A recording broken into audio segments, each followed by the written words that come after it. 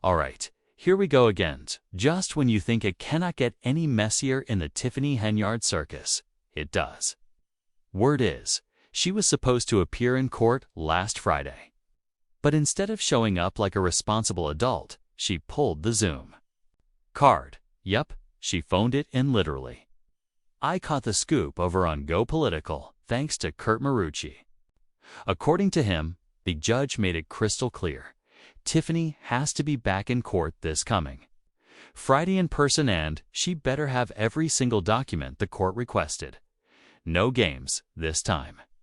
If she fails, she's looking at a $1,000 fine per day until those papers are handed over. Now, from what's being said, the fines will not be backdated. The countdown starts this Friday, only if she comes up empty-handed. But let's get something straight. No talk of jail time. Yet still, if she pulls another no-show after getting a direct order, things could get serious. I even heard she tried asking, "Can I just zoom in again?" Girl, no.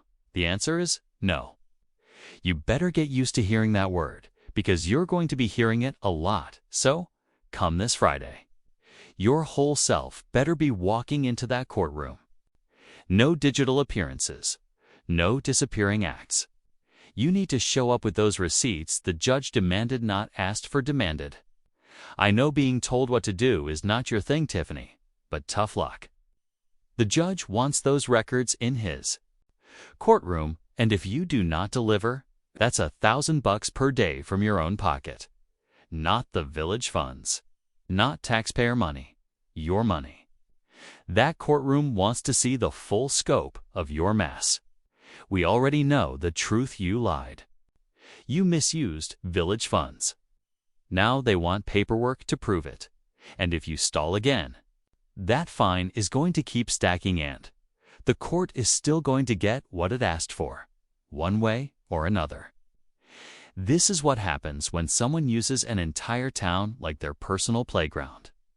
You thought you were above it all, Tiffany, but reality check, you were a public servant, not royalty. That fantasy reign, it is crashing down.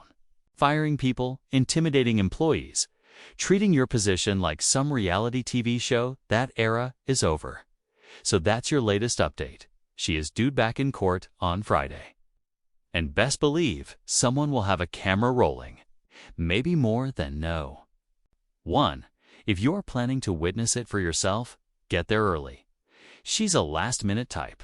Show up 15 minutes ahead, you might catch her rolling in. And if she's caught on video again, well, that's more content for people to call out the chaos. But honestly, part of me hopes she skips court again. I really do. Because every time she brushes off the legal system, she adds one more nail to her own legal coffin. Right now, it is all about financial records. The court is sifting through the disaster she created. And once that part is over, that is when the FBI steps in. Yeah, you heard right. This is all civil for now. But if she keeps dodging accountability, it is going criminal real quick. And when that happens, you're going to need a real legal team, Tiffany. It's not a crew funded by the taxpayers. No more hiding behind Brisket Brindley or misappropriation, Max Solomon. You are footing the bill this time, like the boss you love to claim you are. Let's see you work your way out of this one.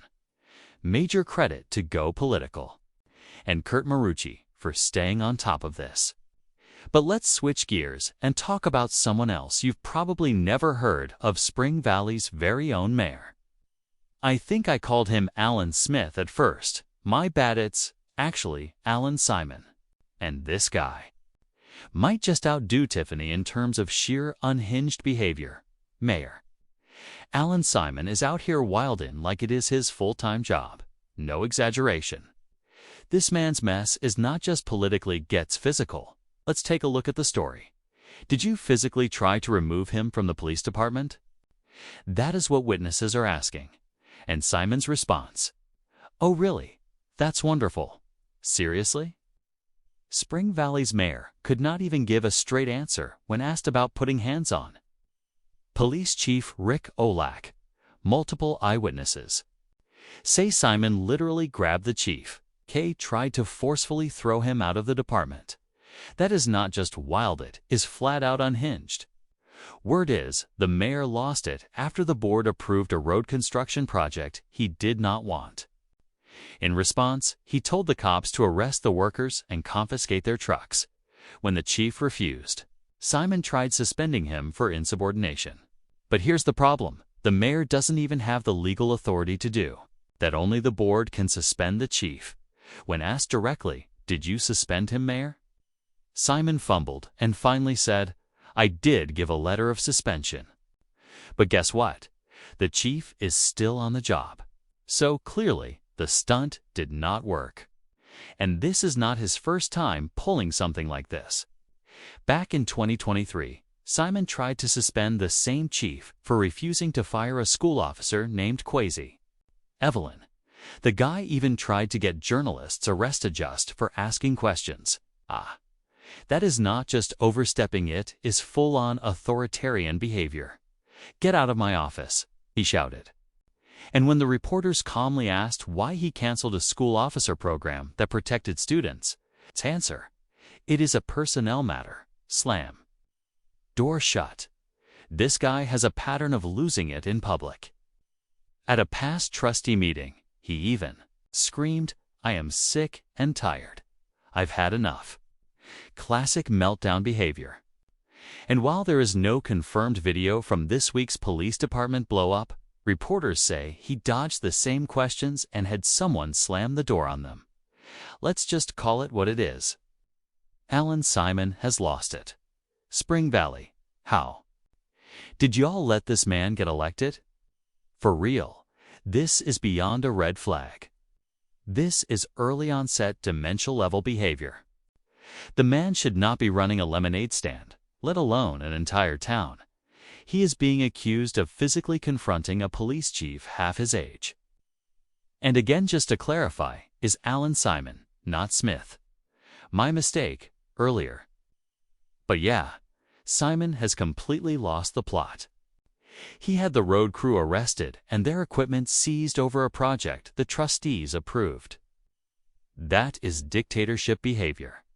Now I really want to know, what kind of removal laws does Spring Valley have? Because this is not okay. Can New York State intervene in situations like this? In Chicago, folks can act out for 4 years and no one does a thing. Even if you try to recall them, your petition gets tossed. So I am really wondering, what options does New York have? Spring Valley, you need to wake up. This has become a national embarrassment. The man is clearly not well and has no business holding office. And let's be honest, do you really want this guy collapsing during a press conference? He's walking around with a cane, throwing public tantrums. What are we even doing here? Honestly, this guy is straight out of a movie villain lineup. First time I laid eyes on him, he gave serious Penguin from Batman vibes. Or better yet, remember that creepy little demon clown from Spawn? Yeah, the Violator, played by John Leguizamo. That's the energy penguin-shaped body with full demon chaos. But back to reality is straight up embarrassing. Spring Valley, either y'all did not show up at the polls, or you completely ignored the warning signs with this man. Either way, this mess is on you. All right, let's switch it up and talk about someone who's been all over the feed lately, Angel Reese. On the plus side, the Chicago Sky actually pulled off 2 wins. Meanwhile, over in Indiana, Caitlin Clark's squad, not so lucky, ... So Clark's team has only scraped up 2 wins recently. And that is no shocker, considering Caitlin has been out. And to be real, without her, they are garbage. Actually, the whole WNBA feels like hot garbage without Caitlin on the floor. These games, straight up snooze fests. You would have to pay people just to sit through one. Now let's talk Angel Reese. She had one of her typical outings. Well, actually, not even that. She did not notch another double-double. Oddly enough, the Sky still won. Maybe it is because She is touching the ball less. At this rate, she is blending in like just another role player. She ended the game with 9 points on 4 of -13 shooting. That is just awful. She is shooting a painful 30% from the field this season. Let that sink in. Averaging 10 points, 12 rebounds, and barely making anything drop. And she is one of the tallest players out there. Like, come on now, what are we even doing? They hyped her up like she was the WNBA's next superstar. But let's be real, it is Caitlin Clark who is putting butts in seats. No one is tuning in for Angel unless they are looking for the next clip in her blooper collection. Speaking of which, she just added to that highlight reel of embarrassment last game. But first, let's talk about the woman who went off on her, Nalissa Smith. She plays center for Dallas and happens to be dating DJ Carrington.